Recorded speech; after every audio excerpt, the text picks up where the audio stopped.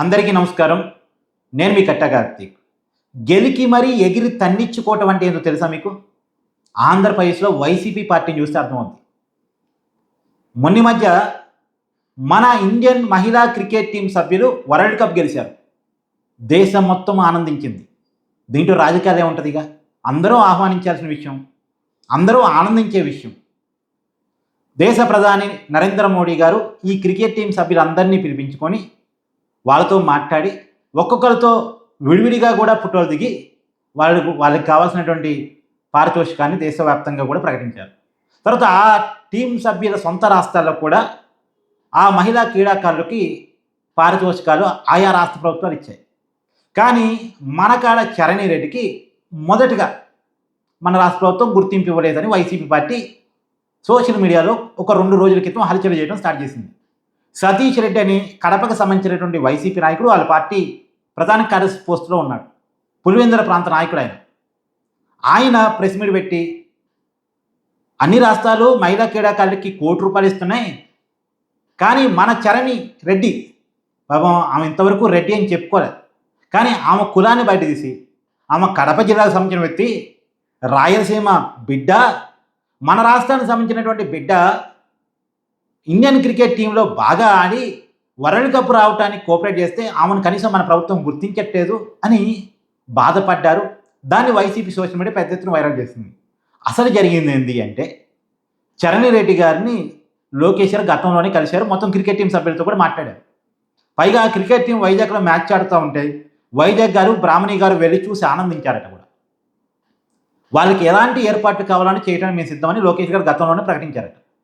అయితే వాళ్ళు world cup గెలిచిన తర్వాత ముఖ్యమంత్రి చంద్రబాబు నాయుడు గారు ఆంధ్రప్రదేశ్లో లేరు. చంద్రబాబు నాయుడు గారు లేకుండా లోకేష్ గారు, పవన్ కళ్యాణ్ గారు వాళ్ళని పిలిపించి సన్మానిస్తే తప్పుడు సంకేతాలు పోతాయి. కాబట్టి ముఖ్యమంత్రి గారు వచ్చిన తర్వాత వాళ్ళని సన్మానిద్దాం అనుకున్నారు. ప్రత్యేకించి ఈ చరణి గారిని సన్మానిద్దాం అని అనుకున్నారు. మన రాష్ట్రానికి సంబంధించిన వ్యక్తి కాబట్టి అనుకున్నారు. చంద్రబాబు నాయుడు గారు లండన్ వెళ్ళారు. ఆ టైంకి మొన్న 5వ తారీఖు ఈవినింగ్ ఆయన లండన్ నుంచి తిరిగి ప్రయాణమై వచ్చేసారు. వచ్చిన తర్వాత వాళ్ళకి కబురు పెట్టారు. 7వ తారీఖు నిన్నటి రోజున చరణ్ రెడ్డి గారిని పిలిచారు. చాలా సాదరంగా ఆహ్వానించారు. 3 మహిళా మంత్రులు ఎయిర్పోర్ట్కి వెళ్ళి వాళ్ళని ఆహ్వానించి ఆంధ్ర క్రికెట్ అసోసియేషన్ వాళ్ళు అయితే యాడిచ్చారు. గెలిపించావమ్మా, నిలబెట్టావమ్మా అని పెద్ద యాడిచ్చారు. ఎంత ప్రమోషన్ అనుకున్నారు. ఆ తర్వాత వాళ్ళు వెళ్ళారు. ఏదో కేసినేని చిన్ని గారు అంటే వాళ్ళ ఆంధ్ర క్రికెట్ అసోసియేషన్ ప్రెసిడెంట్, ప్రధాన కార్యదర్శి ఇద్దరు కూడా ఆహ్వానించడానికి వెళ్ళారు. 3 మహిళా మంత్రులు వెళ్ళారు. అనిత గారు, సబిత గారు వీళ్ళంతా వెళ్ళారు. వెళ్ళి స్వాగతం పలికి చంద్రబాబు నాయుడు గారు ఇంటికి తీసుకొచ్చి అక్కడ మంత్రులతో కలిసి చంద్రబాబు నాయుడు గారు, లోకేష్ గారు వాళ్ళతో భేటీ అయ్యి ₹2.5 కోట్ల పరిహారాన్ని, పారితోషికాన్ని ఆమెకి ప్రభుత్వం తరఫున ప్రకటించి, తర్వాత గ్రూప్ 1 ఉద్యోగాన్ని కూడా ఆమెకి ప్రకటించి, గ్రూప్ 1 అంటే డిఎస్పి లేదు ఎంఆర్ఓ ఆ స్థాయి అధికారిగా ఆమెని నియమించడానికి ప్రభుత్వం తరఫున ఉత్తర్వులు ఇస్తామని చెప్పి పైగా కడపలో ఆమెకు 1000 గజాల ల్యాండ్ని కూడా కేటాయించి ఘనంగా సన్మానించారు. ఇంత ఘన సన్మానం జరిగిన తర్వాత ఇప్పుడు వైసీపీ ఏం చెప్పగలుగుతుంది? ఇప్పుడు కూటమికి సంబంధించిన సోషల్ మీడియా వాళ్ళు ప్రచారం చేస్తున్నారు. కడపకు సంబంధించి ఒక ఆడబిడ్డ మహిళా క్రికెట్ టీం సభ్యురాలుగా ఇండియా టీంలో ఆడి ఇండియాని గెలిపించడంలో కీలక పాత్ర వహించింది. ఆంధ్రప్రదేశ్ ప్రభుత్వం ఘనంగా సన్మానించింది. మరి కడప జిల్లాకే సంబంధించిన పులివెందుల ఎమ్మెల్యే గారు జగన్మోహన్ రెడ్డి గారు కనీసం ఫోన్ చేసి విష్ చేశారా? కనీసం పారితోషికం పార్టీ తరఫున ప్రకటించారా? ఇండివిజువల్గా ప్రకటించారా? ఓ ప్రోత్సాహకం ఇవ్వచ్చు కదా పార్టీ తరఫున, వ్యక్తిగతంగానో. కడపకు సంబంధించిన ముద్దు పెట్టా కదా, కడప జిల్లా పేరు నిలబెట్టింది కదా అని ఇప్పుడు రివర్స్లో కూటమి స్టార్ట్ చేశారు సోషల్ మీడియాలో. ఈ ఛాన్స్ ఎవరు ఇచ్చినట్టు? వైసీపీ ఇచ్చినట్టు.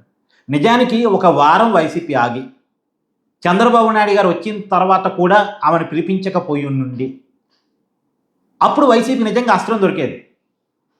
ఒక కోయిల ముందే కూసినట్టు వైసీపీ కొద్దిగా తొందరపడింది.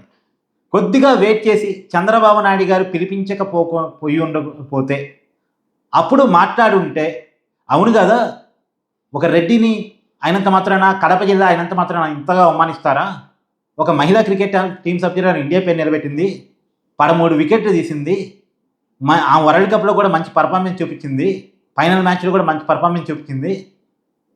ఇలాంటి ఆడబిడ్డని కనీసం ప్రభుత్వం గుర్తించదా అని అప్పుడు అడిగితే వైసీపీకి వెళ్ళి జనం మొగ్గేవారు. కానీ అనవసరంగా ఒక 2 రోజులకే బయటపడిపోయి ఇప్పుడు వైసీపీ రివర్స్లో కౌంటర్ ఎదుర్కొంటా ఉంది. కౌంటర్ చేయాలనుకుంది, కౌంటర్ ఎదుర్కొంటా ఉంది. అవసరమా చెప్పండి? దేన్ని రాజకీయం చేయాలో దాన్ని రాజకీయం చేయాలి. ఏదో శ్రీశ్రీ గారు అంటారు, కుక్క పిల్ల, అగ్గి పిల్ల, సబ్బు పిల్ల, ఏది రాజకీయాలు కాదనరు అని. అట్నే ఆంధ్రప్రదేశ్లో కూడా రాజకీయాలకి ఇది అతీతం, ఇది అతీతం కాదు అనేది ఏమి లేకుండా పోయింది. అన్నిటిని రాజకీయాల్లో లాక్కొస్తున్నారు, ఎగిరి తన్నించుకుంటున్నారు. ఇప్పుడు వైసీపీ అనవసరంగా గేమ్ ఆడాలనుకొని గేమ్లో బలైపోయింది. మీ అభిప్రాయాన్ని కూడా కామెంట్ రూపంలో తెలియజేయండి. Thank you.